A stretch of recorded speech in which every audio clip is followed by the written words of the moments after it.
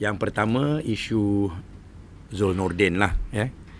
Yang isu Zul Nordin ni dengan dia punya bahasa yang begitu kesat, Firaun kecil, badut, ya, budak-budak hingusan dan sebagainya. Ini semua mencerminkan kepribadian dia lah, ya. Dan sejauh mana dia merupakan seorang yang memperjuangkan Islam lah kononnya, ya. Seolah-olah dia seorang sajalah yang mengambil berat tentang Islam, ya.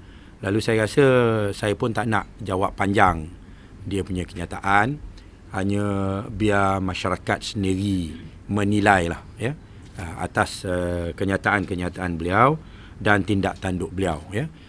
Hanya dulu dia sebagai ahli PKR, ya, maka saya tidak mengkritik tindakan dia secara terbuka kerana kita nak hormati hubungan dalam Pakatan Rakyat, ya. Bagi saya, kalau hubungan dalam Pakatan Rakyat ni, satu parti jangan tegur satu parti yang lain, ya. Tetapi kalau dalam sama parti kita nak tegur, tak ada masalah, ya. Itu pandangan saya, ya. Kalau orang nak tanyalah kenapa dulu saya tegur pimpinan PAS, tapi dalam soal pimpinan ataupun anggota PKR saya tak tegur, kerana kita nak jaga hubungan Pakatan Rakyat sesama parti, perkara biasa, ya. Tapi kalau saling parti tu kita jangan kritik lah, ya. Lalu bila dia buat laporan polis ni terhadap diri saya berhubung dengan kalimah Allah, saya tak respon, ya. Hakikatnya tindakan laporan polis ni adalah tindakan yang bersesuaian dengan tindakan UMNO dan NGO UMNO, ya. Kita tahu bahawa ada lebih kurang dalam 60, ya, NGO UMNO yang telah ditubuhkan oleh pemuda UMNO atas arahan pimpinan UMNO, ya, yang termasuklah yang mana yang membuat kenyataan-kenyataan dan laporan-laporan polis yang sebenarnya mereka ini NGO jelmaan overnight, ya. Dulu tak pernah wujud, tiba-tiba ada 60 NGO yang buat aduan ataupun laporan polis terhadap diri saya. Dan Zul Nordin punya tindakan setaraf lah dengan NGO jelmaan ini dan sealiran lah dengan tindakan UMNO. Sepatutnya dia tak perlu buat laporan polis, ya. Seperti mana saya sebut, dah ada 60, apalah nak tambah satu lagi, ya. Sepatutnya dia buat dengan cara di mana dia cabar saya untuk berdebat, ya. Dan saya telah mengatakan beberapa kali di beberapa tempat, kalau dia nak saya berdebat dengan dia tentang isu Allah itu, saya bersedia, ya, bila-bila masa, ya. Bukan saya nak cabar dia, ya. Tetapi sepatutnya kalau dia tak setuju dan dia rasa saya salah dengan pendirian saya, maka sepatutnya dia cabar saya untuk berdebat dan saya pun memang bersedia. Dan yang satu lagi yang pelik ni ialah kenapa dia buat laporan hanya atas diri saya, sedangkan yang mempunyai sikap yang sama adalah parti PAS itu sendiri dengan pendirian resmi yang dikeluarkan oleh Datuk Seri Presiden dan Tok Guru Ni Aziz, dan juga parti PKR sendiri, ya. Kenapa dia tumpu hanya pada saya, seolah-olah saya seorang je dalam dunia ni yang mempunyai pegangan bahawa hukumnya adalah harus, ya. Ni senarai, ya, senarai NGO pendaftaran pertubuhan belia di daerah Petaling ada sampai 63, ya. Yang pernah kita tak pernah dengar lah, Persatuan Belia Seksyen 8, Persatuan Belia Nilam Sari, Persatuan Belia Seri Mawar, sampailah Persatuan Belia Platinum Seksyen 7, ya. Senarai ini saya dapat, ya, daripada orang UMNO, ya. Mereka memang mengarahkan pemuda UMNO tubuhkan NGO ini untuk disalurkan bajet Kementerian Belia dan Sukan kepada persatuan-persatuan ini, ya. Dan ini saya dapat pada ujung tahun 2009. Ini merupakan suara-suara UMNO sekarang ni lah, ya, dalam semua isu, ya. Tiba-tiba timbul NGO kutuk ahli parlimen Shah Alam, ya. Tiba-tiba keluar NGO minta JAIS ambil tindakan terhadap ahli parlimen Shah Alam. Ini puak-puak UMNO je lah, Ya, tak payah nak berbura-bura lah ya.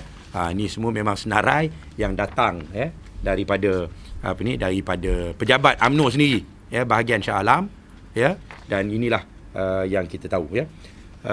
Yang kedua ya, so tu isu Zulnordin ya.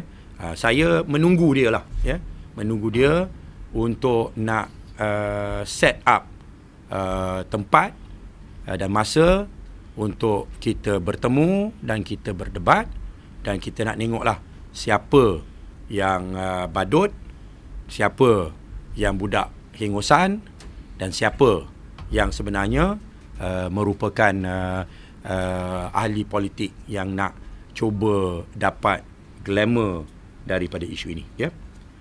Yang kedua saya mulai 15 hari bulan Mac minggu depan kita akan ke parlimen ya.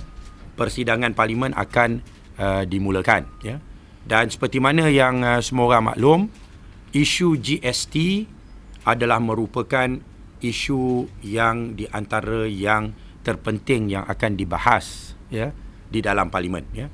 Saya sebagai ahli parlimen Shah Alam, saya nak menggunakan khidmat lah tuan-tuan untuk memberitahu kepada warga Shah Alam ya, pengundi-pengundi Shah Alam, bahawa saya akan pergi ke parlimen untuk menentang ya akta GST ini ya.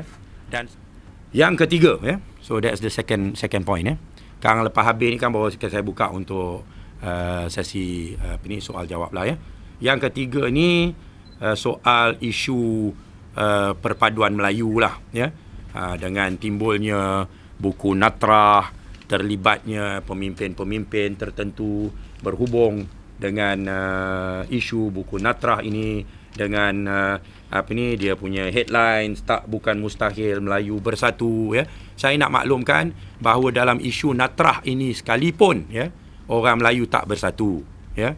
Dan kita seperti mana yang saya sebutkan tadi, UMNO ni dia ditubuhkan pada tahun 1946 ya. Dalam isu Natrah tahun 1950, UMNO diam membisu ya. Yang ke depan pada masa itu adalah Angkatan Pemuda Insaf API, Kesatuan Melayu Muda KMM ya, AWAS Angkatan Wanita Sedar ya, dan sebagainya ya. Kita tak boleh bersatu dengan UMNO kerana dasar perjuangan UMNO lebih lebih hina ya bagi kami ya daripada parti-parti politik yang memperjuangkan keadilan sosial ya. Kerana dasar perjuangan UMNO adalah perkauman ya, dan perkauman ini bercanggah dengan Islam ya. Maka bila kita nak cari orang untuk nak jadikan kawan dalam persepakatan ya, kita tak tengok siapa ahli parti itu. Kita tengok pada dasar perjuangan parti itu ya. Dan dasar perjuangan UMNO iaitu perjuangan yang hanya melihat kepada satu kaum ya, merupakan satu dasar perjuangan yang bercanggah dengan perjuangan Islam ya. Maka itulah sebabnya mengapa kita lebih mudah bekerjasama dan berpakat dengan parti-parti yang ingin menegakkan keadilan sosial ya, berbanding dengan parti perkauman yang hanya melihat masyarakat dari sudut kepentingan kaumnya sendiri ya.